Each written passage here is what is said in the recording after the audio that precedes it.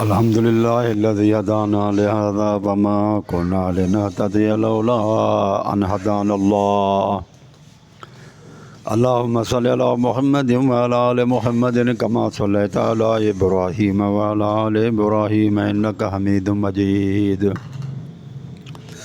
دوستو ساتھیو، اتوار کے سلسلے میں ہم سوالات کے جوابات دیتے ہیں، تو ہم دوستوں اور ساتھیوں کے سوالات کا جوابات دینا شروع کرتے ہیں۔ ایم ڈی احسن صاحب ہیں، وہ سوال کرتے ہیں کہ امام مہدی الگ ہے اور مہدی علیہ الصلوۃ والسلام الگ ہیں۔ یہ بات بھائی صحیح نہیں ہے۔ امام مہدی اور مہدی ایک ہی چیز ہے۔ وہ امام اس لیے کہتے ہیں کہ شیعوں کا 12واں امام جو ہے نا امام مہدی ہے، اس لیے شیعہ اس کو امام کہتے ہیں، اور ہم لوگ اس کو امام اس لیے کرتے ہیں کہ وہ عالم ہوگا، زمین میں خلیفہ ہوگا تو خلیفے کو بھی امام کہا گیا ہے۔ نمازی پڑھانے والے کو ہم امام کہتے تھے ہیں، تو لیکن یہ وہ شیعہ کے جو امام ہے، جو معصوم ہیں، وہ 12واں، اس لیے مہدی کو وہ امام کہتے ہیں۔ یہ ایک ہی چیز ہے، الگ نہیں ہے۔ اور پھر وہ آگے کہتا ہے کہ امام مہدی تو حضرت محمد صلی اللہ علیہ وآلہ وسلم ہیں، یعنی کہ ایم ڈی احسن صاحب کہتے ہیں کہ امام مہدی تو رسول اللہ صلی اللہ علیہ وسلم ہیں۔ میرے بھائی، اگر آپ کہو گے نا کہ امام مہدی رسول اللہ صلی اللہ علیہ وسلم میں مہدی ہیں، تو پھر تو یہ ماننا پڑے گا نا کہ شیعہ کے امام 13 ہو گئے۔ شروعات ہوتی ہے امامت کی حضرت علی سے۔ اب آپ کہتے ہیں کہ امام مہدی تو رسول اللہ صلی اللہ علیہ وسلم ہیں، تو یہ 13 شیعہ ہو گئے۔ پھر یہ شیعہ اثنا عشری نہیں کہلائیں گے کہ 12 اماموں کے قائل، پھر یہ ہوگا کہ شیعہ 13 اماموں کے قائل ہیں، جو کہ ان کے مذہب کی جو ہے نا وہ، یعنی کہ پورا یہ اصول اور اس کے مذہب سے یہ ٹکراتی ہے یہ بات، لہذا وہ بات غلط ہے۔ تو کہتے تھے کہ پلیز آپ کیا مانتے ہیں؟ ہم یہ مانتے ہیں کہ وہ اللہ کا ولی ہے، نیک بندہ ہوگا، وہ رسول اللہ صلی اللہ علیہ وسلم نے ان کے بارے میں فرمایا ہے، ہدایت یافتہ ہوگا اور اسلام لائے گا، ایک عالم ہے وہ ہمارے نزدیک، اللہ کا ولی ہے، ایک بزرگ ہے، نیک شخص ہیں، یہ ہے ہمارے پاس۔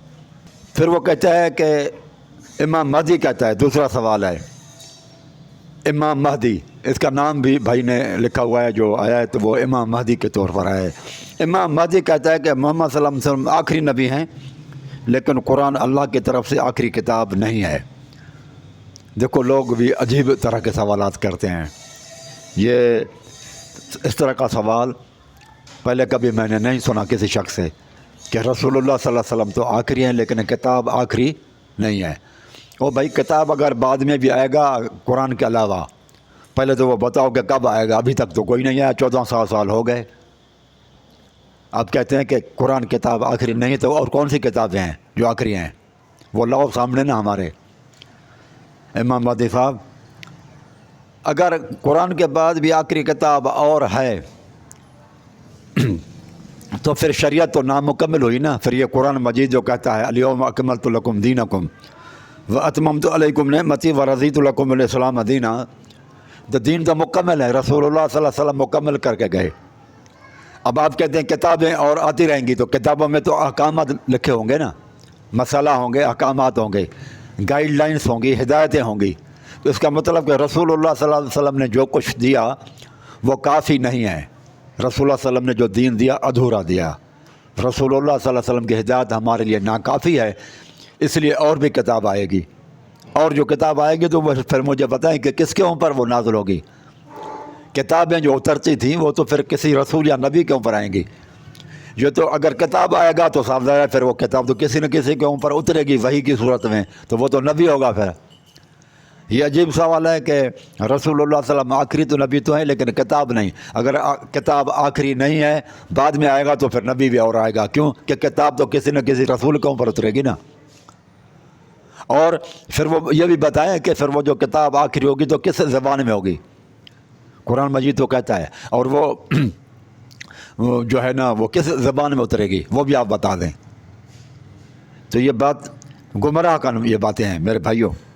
امام مہدی صاحب، پھر یہ تیسرا سوال ہے گریٹ قاسم صاحب کہتا ہے کہ رسول اللہ صلی اللہ علیہ وسلم نے تو دو چیزیں چھوڑی تھی، ایک کتاب اور عطرت اہل بیت ہی۔ رسول اللہ صلی اللہ علیہ وسلم نے دو چیزیں، یہ صحیح مسلم میں ہے کہ کتاب اللہ و عطرت اہل بیت ہی، ہم مانتے ہیں اس کو، بالکل صحیح ہے۔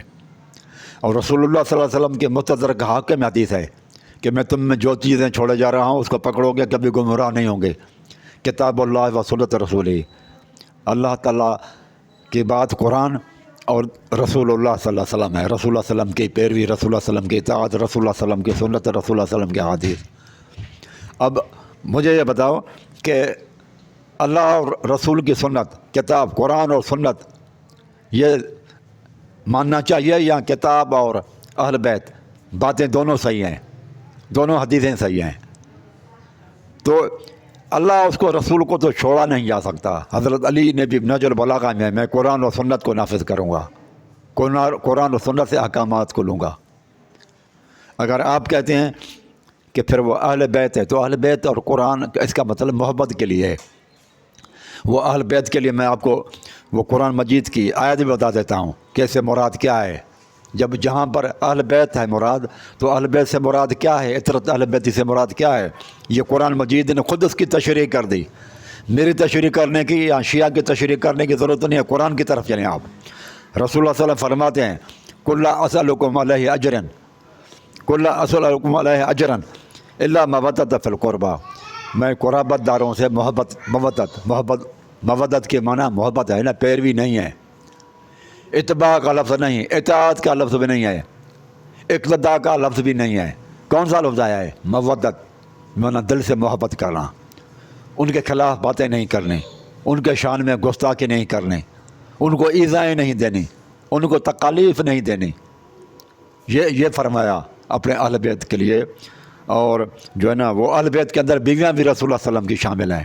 رسول اللہ صلی اللہ علیہ وسلم نے اہل بیت کے اندر جو ہے نا آل عباس، آل علی، اور یہ آپ کی شیعوں کے کتابوں کے اندر بھی ہے لکھا ہوا کہ وہ بھی اہل بیت میں ہیں، آل علی، آل عباس، آل جعفر، آل عقیل، آل حارث، یہ بھی اہل بیت کے اندر داخل ہیں۔ اور بیویاں بھی رسول اللہ صلی اللہ علیہ وسلم کے، قرآن مجید سے ثابت ہے وہ تو، سورۃ احزاب کے 22ویں پارے کا پہلے ہی صفحے پہ لکھا ہوا ہے، رسول اللہ صلی اللہ علیہ وسلم کی بیویاں بھی اہل بیت ہیں۔ اور یہ جو آیت میں نے پڑھی، آیت مودت، یہ تو سورۃ شورا کی آیت نمبر 23 ہے۔ چوتھے نمبر پر سوال ہے، کہتا ہے انور بھٹی صاحب، مولا علی کل ایمان ہے، علی رضی اللہ تعالیٰ عنہ کل کے کل ایمان ہے۔ میرے بھائی، آپ کی کتابوں میں جو کل ایمان ہے اور آپ کا عقیدہ، شیعوں کا عقیدہ میں بتا رہا ہوں، اس کو ذرا تفصیل سے سنیں، پھر آپ سمجھ جائیں گے کہ کل ایمان ہے علی رضی اللہ تعالیٰ عنہ۔ مثلا علی رضی اللہ تعالیٰ عنہ کے گھر کو جلایا گیا، علی رضی اللہ تعالیٰ عنہ کے گھر کو جلایا گیا، حضرت علی کی بیوی شریک حیات کو مارا گیا، اس کی ہڈی اور پسلی توڑ دی گئی،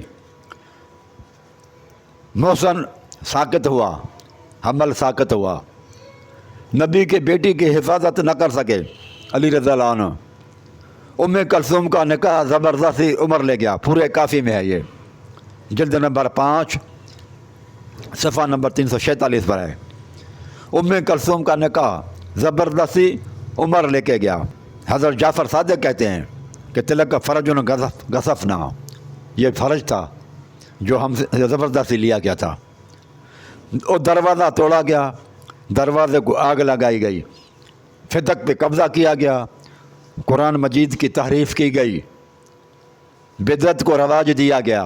کہتے ہیں نا کیا صلاۃ خیر من النوم اور تراویح وغیرہ، اور قرآن مجید تحریف شدہ، تراویح کی بدعت ایجاد کی گئی، دین میں من مانی اور اضافے کیے گئے۔ علی کھلے عام تبلیغ نہیں کر سکتے تھے۔ پھر بڑا ظلم یہ بھی ہوا کہ متع کو ختم کیا گیا، جو شیعہ کہتے ہیں کہ حدیث سے ثابت تھا، اس کو ختم کیا گیا۔ 3 طلاقیں ایک بنائی گئیں، اذان میں الصلاۃ خیر من النوم کا اضافہ کیا گیا۔ ان باتوں کے باوجود علی خاموش ہیں، میرے بھائی آخر کار بتاؤ ذوالفقار کب کام میں آئے گی اور حیدری خون کب جوش مارے گا؟ بی بی کو روزے میں دفن نہیں ہونے دیا گیا۔ بیعت کے لیے رسی حضرت علی کے گلے میں رسی ڈال کر گھسیٹے گئے۔ یہ کتاب اورا کے کربلا، پہلی قسط، صفحہ نمبر 206 پہ ہے۔ اور حضرت علی خلافت کے اتنے حریص کہ بیوی بچوں کو ساتھ لے کر ہر صحابی ایک ایک صحابی کے دروازے پر منت کرنے کے لیے چلے گئے۔ یہ احتجاج تبریزی جلد نمبر 1 صفحہ نمبر 98 پر ہے۔ ابو بکر نے قبضہ کیا، ساتھ کسی نے نہ دیا۔ عمر نے قبضہ کیا، ساتھ کسی نے نہ دیا۔ عثمان نے قبضہ کیا، ساتھ کسی نے نہ دیا۔ جمل صفین میں مسلمانوں سے خود لڑتے رہے، آخر میں اپنے مریدوں کو ہاتھوں شہید ہو گئے۔ اب مجھے بتاؤ کہ حضرت علی کا نقشہ جو آپ کے ذہنوں میں ہے، شیعہ بھائیوں کے نقشے میں ہے، تو کیا حضرت علی کل ایمان ہے کہ اتنی برائیاں کی گئیں لیکن وہ تو خاموش ہیں، کچھ نہیں کر سکے؟ کہاں گیا تھا کل ایمان؟ وہ ادھر حضرت موسیٰ علیہ السلام کے جو جادوں کا جو ایمان لائے، اللہ کے بندے وہ فرعون کو کہتے ہیں فقض ما انت قاضٍ انما تقضی هذه الحیات الدنیا، کہتا ہے کہ میں تمہیں درختوں میں لٹکاؤں گا، پھانسی دے دوں گا، تم موسیٰ علیہ السلام کرے ایمان کیوں لے آئے ہو؟ انہوں نے کہا جو کچھ کرنا ہے کرو، ہاتھ کاٹیں، پاؤں کاٹیں، گردنیں اڑائیں، جیل میں رکھیں، بھوکیں کٹوائیں گے، جس حالت میں بھی آپ کریں، ہمیں منظور ہے۔ فقض ما انت قاض، اے فرعون جو کچھ کرنا ہے کر ڈال، انما تقضی هذه الحیات الدنیا، دنیا ہی تو بگاڑ سکتا ہے، جانے دو، کوئی مسئلہ نہیں ہے، دنیا اگر ہماری خراب ہو گئی۔ اور ادھر حلی ہیں خاموش ہیں، کچھ نہیں کر سکتے۔ ادھر وہ فرعون کے جادوگر تھے جو ایمان لائے، تو ان کا ایمان بھی دیکھیں آپ، کہتے ہیں جو کچھ کر رہے ہیں کرو۔ آپ کے عقیدے کے حساب سے تو حضرت علی کی شان تو موسیٰ علیہ السلام کے اوپر جو جادوگر ایمان لائے ان سے بھی کمزور ہے۔ یہ آپ کا عقیدہ ہے، میرا عقیدہ نہیں ہے۔ میرا عقیدہ یہ ہے کہ حضرت علی علیہ السلام بہت ایمان والے تھے، اگر وہ یہ خرابیاں ہوتی تو لڑتے۔ یار وہ جو قرآن مجید کے لیے بھی نہیں لڑا، اگر تحریف شدہ قرآن تھا کم از کم اس کے لیے جلسہ جلوس تو نکالتا حضرت علی۔ اپنے لیے خلافت کے لیے لڑا، جنگ صفین میں اور جنگ جمل میں گئے، اور قرآن مجید کے لیے نہیں لڑا۔ اس کو لڑنا چاہیے تھا تو قرآن کے لیے لڑتا نا۔ قرآن مجید کے لیے لڑنا افضل تھا یا خلافت کے لیے؟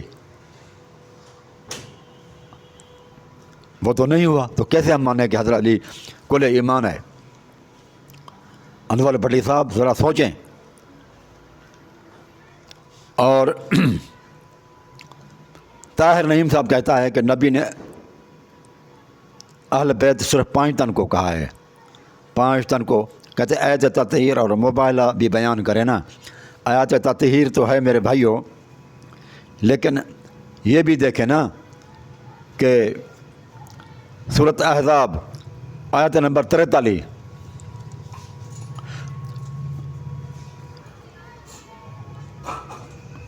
اس میں اللہ سبحانہ و تعالیٰ فرماتا ہے کہ هو الذی یصلی علیکم وملائکتہ، وہ اللہ تو وہ ہے جو صلاۃ کرتا ہے، صلاۃ بھیجتا ہے، علیکم تمہارے اوپر۔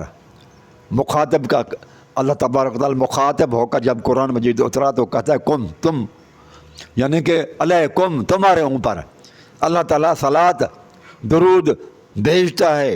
هو الذی، وہ اللہ وہ ہے، یصلی علیکم، درود بھیجتا ہے تمہارے اوپر، جمع کا صیغہ ہے، وملائکتہ، اور اس کے فرشتے بھی، لیخرجکم من الظلمات الی النور، وہ اس لیے تاکہ تمہیں ظلمات سے، گمراہی سے نکالے، الی النور، نور کی طرف لے آئے، ہدایت کی طرف لے آئے۔ یہ درود اللہ تعالیٰ بھیجتا ہے ملائک کن کے اوپر؟ ان لوگوں کے اوپر جو پہلے ظلمات تھے بعد میں نور میں آئے، یعنی جو شروع سے پاک نہیں تھے، معصوم نہیں تھے، غیر معصومین کے لیے یہ معصوم پنجتن نہیں ہے۔ یہاں پر اس آیت پر غور کرو کہ اللہ تعالیٰ درود بھیجتا ہے اس کے فرشتے، کیوں؟ اس لیے کہ تمہیں اللہ تعالیٰ چاہتا ہے کہ گمراہی سے نکال کے، ظلمات سے نکال کے نور کی طرف لایا جائے، اسلام کی طرف لایا جائے، ہدایت کی طرف لایا جائے۔ یہ سورۃ احزاب آیت نمبر 43 صحابہ ہیں اور ان پر اللہ تعالیٰ صلوات پڑھتا ہے، تو یہ صلوات کے اندر بھی داخل ہو گئے۔ اللہم صلی اللہ محمد و آل محمد، محمد آل محمد کے اندر یہ صحابہ داخل ہو گئے کیونکہ ان کے اوپر درود ہے۔ یہ قرآن مجید کی آیت سورۃ احزاب کی آیت نمبر 43 بتا رہی ہے۔ چھٹا سوال ہے میرے کہ اہل بیت صرف 5 تن ہیں، 5 تن صرف اہل بیت ہیں؟ طاہر ندیم صاحب نے کہا ہے تو میرے بھائی 5 تن صرف نہیں ہیں اہل بیت۔ یہ دیکھیں، کہتا ہے کہ حتی اجمل قرآن، جب حضرت علی نے جمع کر لیا قرآن کو، ففعلت ثم اخذت بید فاطمہ، پھر حضرت فاطمہ کا ہاتھ پکڑا، ابن الحسن والحسین، اور دونوں بیٹوں کے بھی حسنین کرے میں نے، فردرت اہل بدر، پھر اہل بدر کے گھر گئے، و اہل سابقہ، اور سابقہ مہاجرین والانصار جو ایمان میں سبقت کرنے والے تھے ان کے گھروں کی طرف گئے اور ان کو دعوت دی، و دعوتوں ملا نصرتی، اور ان کو دعوت دیتے رہے اپنی مدد کے لیے۔ وما اجابنی منہم الا اربعۃ راتن، 4 کے علاوہ کسی نے بات نہیں مانی، سلیمان، عمار، ابو ذر اور مقداد۔ پھر آگے آپ غور کریں میرے بھائی، صفحہ نمبر 98 پہ ہے، احتجاج طبری سے ہے، وَلَقَدْ رَاوَدَتْ فِي ذَلِكَ بَقِيَّ أَهْلِ بَيْتِ، بقیہ باقی جو اہل بیت تھے ان کے پاس بھی گئے۔ اب علی رضی اللہ تعالیٰ عنہ تو بقیہ اہل بیت کے الفاظ بول رہے ہیں، اہل بیت تو 7 تھے اس کے، باقی یہ کون ہے؟ حسن حسین اور فاطمہ تو 7 ہے ان کے۔ اب مجھے بتاؤ کہ یہ اہل بیت جن کو علی نے کہا کون سے تھے؟ یہی ہے نا، حضرت عباس کی اولاد، عقیل کی اولاد، حضرت جعفر طیار کی اولاد، انہی کی اولادوں کو وہ بقیہ اہل بیت کہتا ہے، اہل بیت میں مان رہا ہے۔ فابوا، انہوں نے بھی انکار کر دیا، الا سکوت اختیار کر لیا۔ اندازہ لگائیں کہ انہوں نے بھی اہل بیت نے ساتھ نہیں دیا، کیونکہ ساتھ نہیں دیا اس لیے آپ کہتے ہو کہ وہ اہل بیت نہیں ہے، لیکن علی رضی اللہ عنہ کہتے ہیں وہ بھی اہل بیت ہیں، کیونکہ رسول اللہ صلی اللہ علیہ وسلم نے ان کو بھی اہل بیت کہا ہے۔ علی کہے کہ فلاں، یعنی کہ اور اہل بیت بھی ہیں 5 تن کے علاوہ، آپ کہتے ہیں کہ 5 تن کے علاوہ کوئی اہل بیت ہے ہی نہیں۔ اب ہم علی رضی اللہ عنہ کی بات کو مانیں یا آپ کی بات کو مانیں؟ کتابوں کو مانیں یا آپ کی زبان کو مانیں؟ جو چیز کتابوں میں لکھی ہوئی ہے اس کو مانیں یا زبانی دعویٰ کو مانیں؟ کس کی بات کو مانیں؟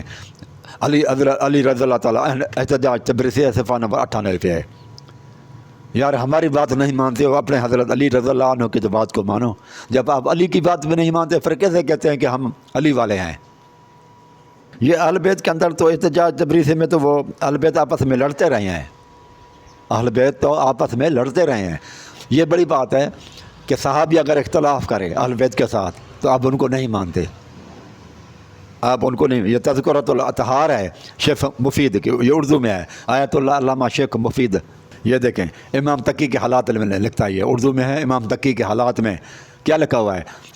خدا نے ابو الحسن رضا، امام رضا کی اس وقت مدد فرمائی جب ان کے بھائی اور چچوں نے ان کے خلاف بغاوت کر دی تھی، یعنی کہ اہل بیت ساتھ کے ساتھ لڑتے رہے ہیں۔ امام علی رضا، اس کے بھائی اور چچا ان کے خلاف باغی تھے، یہ آپ کی کتاب ہے، لکھا ہوا ہے۔ آپ ان کو بھی گالیاں دینا۔ ابو بکر اور عمر وہ حالانکہ لڑے بھی نہیں، ان کے درمیان تو محبتیں تھیں، لیکن یہ تو آپ کی کتاب کہتی ہے کہ وہ ان کے خلاف باغی تھے۔ یہ اہل بیت کے خلاف لڑ رہے ہیں۔ پھر یہ دیکھیں 134 پیج پہ ہے، وَلَقَدْ كَانَ زید بن علی بن حسین، حضرت امام باقر کے بھائی زید، امام باقر کے بھائی ہیں زید بن علی بن حسین، یتما یوسع الیہ اخوہ، کہ امام وہ بنے، وصیت اس کے لیے ہو،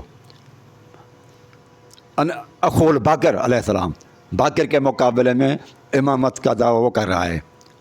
وَيُقِيمُ مَقَامَ فِي الْخِلَافَةِ بَعْدَهُ، اور خلافت اس کے لیے ہونے چاہیے۔ یہ آپس میں بھائی سے ٹکراتے ہیں۔